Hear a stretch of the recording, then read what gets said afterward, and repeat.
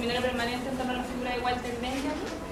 El tema que vamos a tratar hoy gira en torno a la angelología. Para eso tenemos aquí al profesor Rodrigo Carmi, que es doctor en filosofía, si no me equivoco, de la Universidad de Chile, y también profesor de nuestro departamento de filosofía, sin ir más lejos, aprende mucho con nosotros. Y bueno, el tema de suponencia. No, por gusto, con toda la alegría del mundo. Y el tema de su ponencia es Angelología de la modernidad sobre conocimiento, historia y salvación en la filosofía del siglo XX. No es necesario micrófono, ¿no? Bueno, igual vamos a ver. ¿Se escucha bien? ¿Por estilo? ¿Por estilo con micrófono? Aparte de la gloria es importante. No, a ver, o sea, simplemente como para situar el trabajo, hace ya unos 3-4 años que vengo trabajando cuestiones referentes a teología política, y a propósito de eso ha surgido una especie de investigación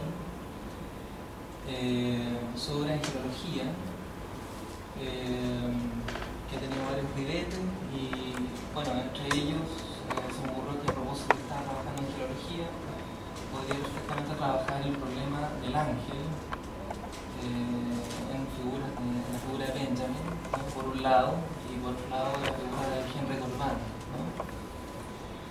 En principio había planteado yo creo que Seco aquí debe estar en una pesadilla, que planteó un tema, después planteó otro tema, y el título que tenía originalmente esta ponencia era Gnosis y Mesianismo, ¿no? La verdad de las cosas es que la temática se conservó, aunque no el título, ¿ya? Entonces voy a trabajar básicamente en base a la comparación, digamos, de la figura del ángel en dos filósofos contemporáneos, Henry Corbin por un lado y Walter Benjamin por otro lado. Me interesa fundamentalmente remarcar las diferencias, y por eso podemos decir que esta ponencia tiene el carácter de, por así decirlo, una tensión, lleva una tensión interna a propósito de esa figura, ¿no? Entonces titulé a esta ponencia Angelología de la modernidad, sobre el conocimiento, la historia y la salvación en la filosofía del siglo XX. No obstante el célebre cuadro de Klee o los poemas de Rilke, la figura del ángel parece haber sido extrañamente omitida en la filosofía del siglo XX. Sin embargo, esa misma omisión quizás permita medir hasta qué punto la figura del ángel está comprometida en la propia deriva moderna. Quizás dicha omisión tendría sentido solo en virtud de que la modernidad habría estado desde el principio signada por la angelología. En este contexto no sería casualidad que más allá del síntoma de dicha omisión haya sido en dos pensadores cuya orientación filosófica siempre estuvo en otro lugar, donde el problema del ángel pudo plantearse de un modo tan específico como decisivo. Me refiero a los trabajos del fenomenólogo francés Henry Corbin con la conceptualización del ángel de la faz y los desarrollos del pensador alemán Walter Benjamin con la imagen del ángel de la historia, precisamente. Sin embargo, el uso de la figura del ángel en ambos autores diferirá sustantivamente, porque si para Corbin el ángel de la faz constituirá el operador simbólico que permite elevar al hombre a la dimensión salvífica de la metahistoria, para Benjamin el ángel de la historia va a constituir una alegoría que será capaz de detectar la dimensión catastrófica del progreso histórico, así como sus posibilidades inmanentes de redención. A partir de aquí, en la presente exposición, se propone comparar las consideraciones de Corbin y Benjamin acerca del ángel porque, en una singular revitalización de la temática gnóstica, considera que ha sido la apelación a dicha figura la que les habría permitido elaborar una crítica general de la modernidad que estaría articulada en base a tres problemas estrechamente concatenados, a saber, la concepción del conocimiento, de la historia y de la salvación. La exposición la voy a dividir en 4 apartados fundamentales. En el primero, titulado El ángel de la faz, voy a exponer la función del ángel en el pensamiento de Corbán. En el segundo, titulado El ángel de la historia, voy a desarrollar la función del ángel en el pensamiento de Benjamin. En el tercero, voy a plantear las consecuencias que tiene para el conocimiento, la historia, la salvación, las respectivas consideraciones del ángel. Y en el cuarto, voy a proyectar, digamos, una crítica a la concepción corbiniana del ángel, mostrando la operación esencialmente inmunitaria que ésta tendría respecto de la deriva angelológica de la modernidad. Entonces, parto con el primer punto, el ángel de la faz. En un pequeño pero profundo texto titulado La necesidad de la angelología, el filósofo Henry Corbán escribía: lo que nos ha sorprendido desde el principio ha sido constatar que es en el corazón de las 3 grandes religiones que se designan como monoteístas donde se plantea la cuestión de la angelología, es decir, de su necesidad. Y más adelante complementa: sin la angelología, el monoteísmo está en peligro de recaer en la peor idolatría metafísica de la que creía haber liberado al mundo. El diagnóstico de Corbán es que el monoteísmo estaría tensionado por 2 polos antitéticos. Por un lado, el agnosticismo, que recluye a Dios en una inefabilidad carente de toda comunicación con el mundo, y el antropomorfismo, que otorgaría innumerables atributos a Dios hasta volverlo humano. Ambas alternativas tienden a la idolatría.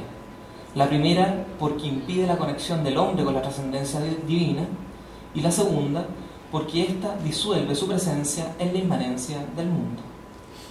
Según Corbán, el cristianismo post-niceno, pero también el islam sunita, que habría desechado la tesis cristo-angelológica por considerarla monofísica, se habría convertido en un monofisismo al revés, puesto que, iglesia mediante, éste habría sucumbido a la deriva secularizante de la modernidad, cuyo efecto histórico habría sido la experiencia totalitaria.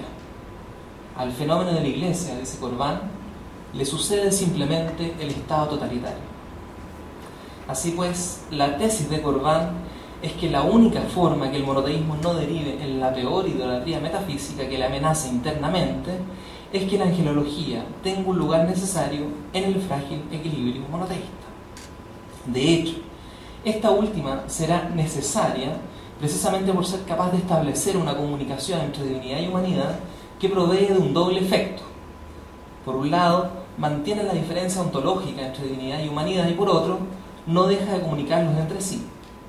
Así, la necesidad de la angelología residiría en mantener el frágil equilibrio íncito al monoteísmo, donde el ángel vendría a resguardar la communicatio idiomatum que desciende desde la divinidad a la humanidad y asciende desde la humanidad a la divinidad.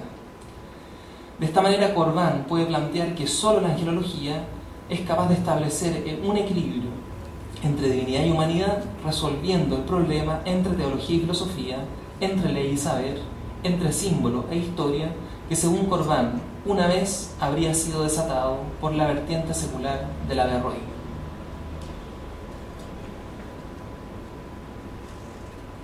Sí, como habría ocurrido con la arremetida histórica del averroísmo, dicho equilibrio se rompe, entonces la angelología da paso a la antropología, que en su ateísmo no hará más que tender a la homogeneización del hombre en la maquinaria del Estado totalitario. Cito: el paso de lo teológico a lo sociológico se realiza cuando lo social toma el lugar del teos. Y la cristología encarnada ante el Concilio de Nicea habría marcado, según Corbán, la progresiva expulsión del ángel al punto de ser sustituido por el hombre. Tal como expresaba Ludwig Feuerbach en La esencia del cristianismo, de que el secreto de la teología es la antropología, para Corbán ese proceso señalado por Feuerbach es precisamente el que ha conducido a la humanidad a su barbarie, puesto que el cristianismo habría terminado por configurarse al modo de una teología catafática o positiva, expresada en la Iglesia como institución y en la Encarnación como dogma, cuya consecuencia más decisiva será la de abandonar el ángel de la faz y con ello avasallar completamente la singularidad del hombre que le es consubstancial. Ahora bien, si el cristianismo se habría convertido en un monofisismo al revés, la pregunta filosófica fundamental será, en la perspectiva de Corbán, ¿cómo pensar al hombre en su singularidad? Esto es, en su proceso de individuación, sin pasar por el paradigma exotérico de la encarnación. Frente a esta pregunta, Corbán recurre al concepto de persona para designar a una unidad dual, una dualitud, como le llama, compuesta, según Corbán, por el yo mundano o óntico y el yo trascendental ontológico, expresado este último en la forma del ángel de la faz. Cito: ahora bien, esta conjunción no se corresponde en absoluto con una unión hipostática de dos naturalezas, a la manera de la cristología de los concilios, sino como una unión teofánica, los dos juntos, no el uno sin el otro, ni confundidos el uno con el otro, componen la totalidad. Cierra la cita. La persona constituye entonces una unión teofánica y no una unión hipostática, como ocurría en el dogma de la encarnación. Si esta última se habría instalado a partir del Concilio de Nicea en la forma de un monofisismo al revés, que desemboca en la concepción unidimensional del hombre moderno, la unión teofánica indica la estructura dual de la persona en la que el ángel de la faz se presenta como el principio de individuación del sujeto humano, esto es, el operador que abre al hombre a la ipseidad trascendental que le constituye. Como tal, cito, la realidad de este acontecimiento es esencialmente individual para y con cada alma. Lo que ve realmente el alma, solo ella lo ve cada vez. Cierra la cita. Así, el ángel de la faz es el principio de la individuación del hombre, esto es, aquel que permite acceder al estatuto esencialmente angelofánico de la persona. Los dos juntos, el yo óntico y el yo trascendental, lo humano y lo divino, indica la existencia de una dualidad sin confusión que solo la presencia del ángel de la faz podrá garantizar. Así, frente a la socialización a la cual había sido conducido el hombre moderno por la deriva secularizante de la encarnación, Corbán restituye la dignidad de la angelología para afirmar la singularidad de la persona. Ahora bien, es aquí donde surge el primer problema, a saber, ¿cómo es que el hombre puede acceder a ese ángel precisamente? ¿Qué estatuto tendría tal conocimiento